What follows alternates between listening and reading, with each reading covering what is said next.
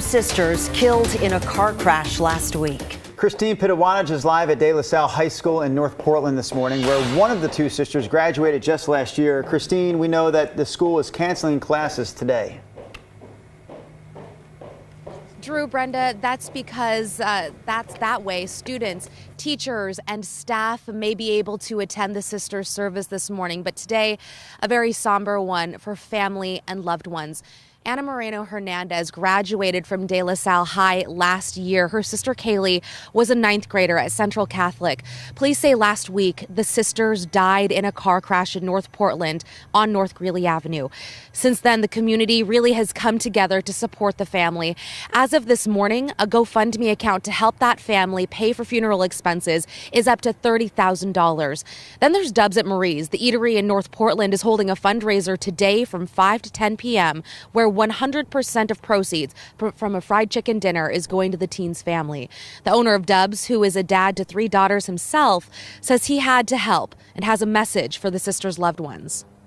They have the support of the whole entire community out there for them, and all they need to do is just reach out and we'll be there to support them through this trying time.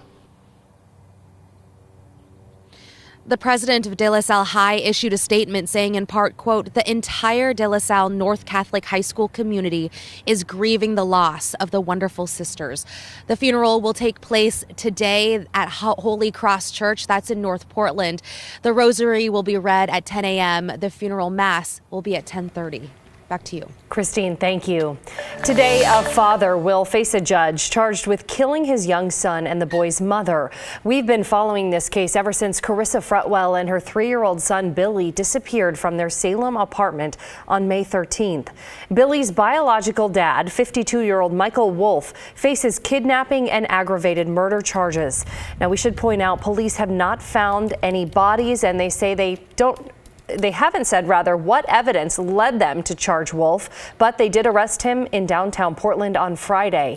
Investigators also acknowledged that Carissa and Billy could still be alive. Their friends and family hope that's true, and last night they held a vigil. So far, the search for the mom and son have led detectives to 2 properties, including Wolf's home near Gaston. He will be in court at 1:30 this afternoon, and we will have a crew there and bringing you any details we learn. All right, breaking overnight, we are getting a look at the scope of the damage left behind from a tornado that hit the Dayton, Ohio area last night. Listen to this emotional video a woman posted on Twitter that's now going viral. The tornado just hit our house. Oh my God. Oh my God. There's a tree in our front yard. Our house is done. I cannot imagine how scary that would be. This has been viewed hundreds of thousands of times online. That woman says she didn't hear any warning sirens beforehand. The tornado has downed trees, damaged dozens of homes, moving them off their foundations, and leveled a gas station. Schools throughout the area will be closed today as crews take a look at the damage. Meanwhile, floodwaters are inundating homes and businesses along the Arkansas River as it reaches record flood stage.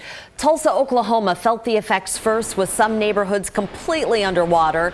The Army Corps of Engineers is taking some drastic measures at a nearby dam, releasing water at an incredible rate. We are talking the equivalent of 180 Olympic-sized swimming pools a minute.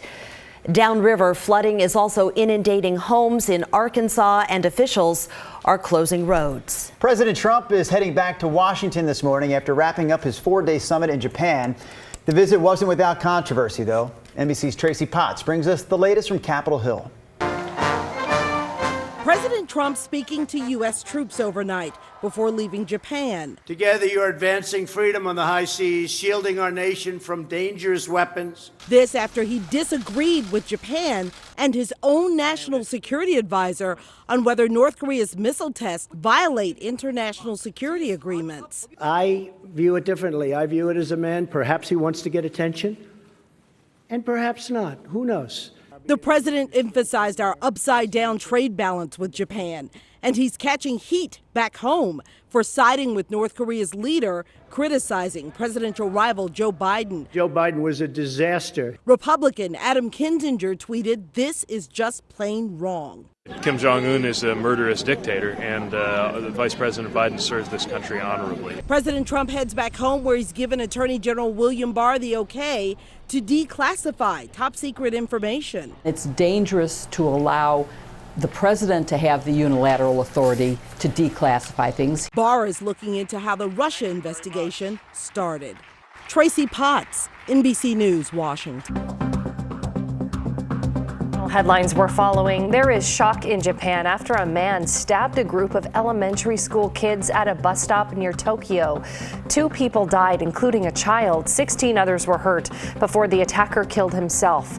Most of those victims were students. Police have not released a motive or the attacker's name. That's what I was wondering. Japan has one of the lowest crime rates in the world, although there was a similar knife rampage in 2016. Back in the U.S., the man accused of opening fire inside a California synagogue last month will appear in court. 19-year-old John Ernest is pleading not guilty to charges of murder and attempted murder.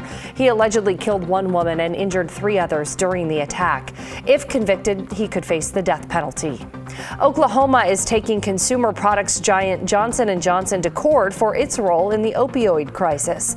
The trial begins today. The state claims that the company helped create a public health crisis by marketing opioids and misrepresenting the risks of the highly addictive painkillers. Malaysia is sending 3,300 tons of plastic waste back to countries like the U.S. and Canada.